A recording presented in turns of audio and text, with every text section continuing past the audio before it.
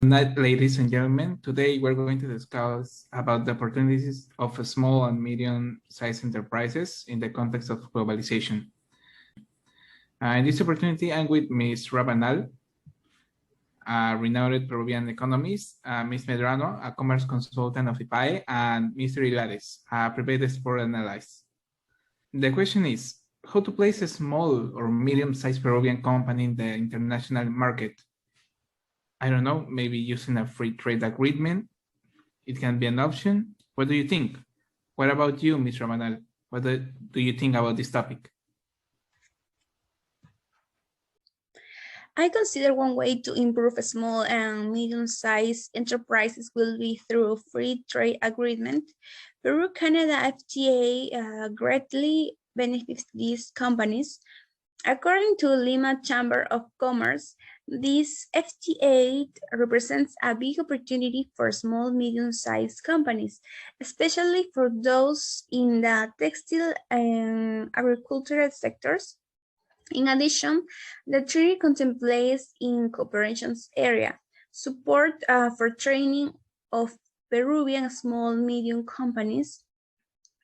Regarding the chapter of government purchases, the Canadian government accepted the participation of Peruvian small medium enterprises in the calls that involve amounts greater than $75,000 during the first 3 years of the agreement, and then increase this amount to $170,000. What about you, Ms. Medrano? What do you think?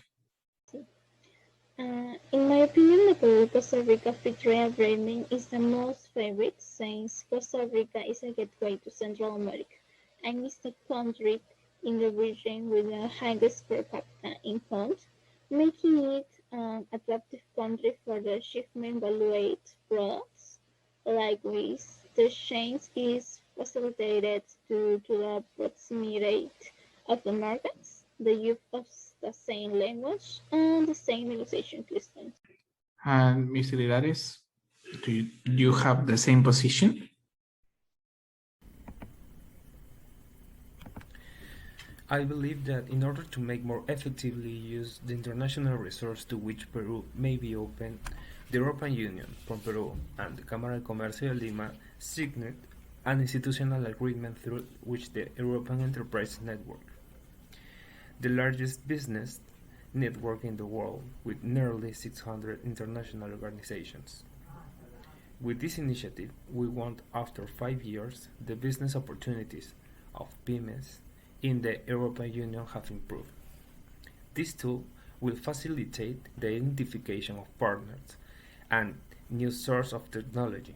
In addition, it will favor advice for obtaining funds and financing in EU programs, support on intellectual property issues, transparency of laws, and regulations in the bloc. The objective is to boost the expansion of non-traditional exports by 5.8% approximately. This support from the European Union serves to create and professionalize exporters from different regions of the country.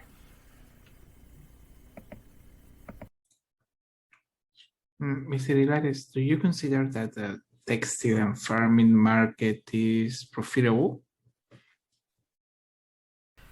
Although it is true that agriculture and the textile industry have been increasing export figures in Peru, I consider that we are far behind in terms of innovation since we only dedicate ourselves to exporting products as raw material when we can have a greater impact and gain more experience by converting our own raw materials into non-traditional products.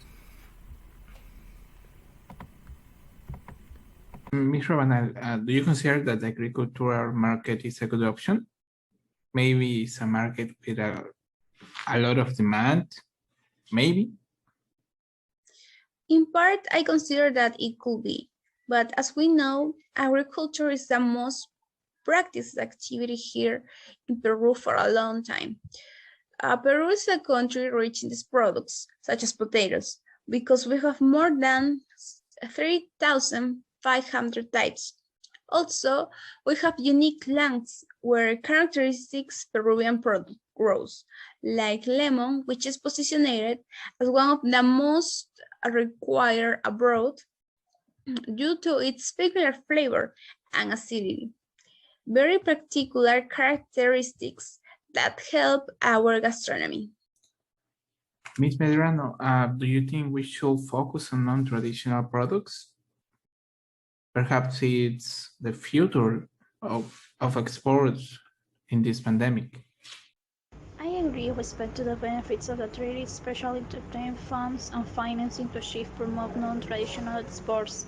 The benefits of a free trade agreement can even be seen at the department level.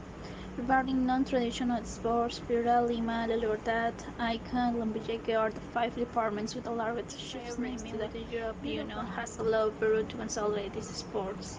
Its effects have been positive and are reflected in the fact that a non-traditional sector has a 59%. This scenario is not only more equitable than the present in other export destinations, but also helps to strengthen and diversify non-traditional shipments, which have been mostly growing in recent years.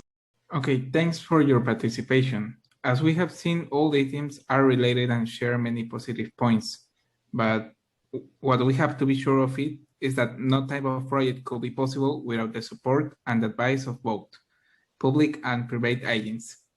Thank you guys to be here tonight.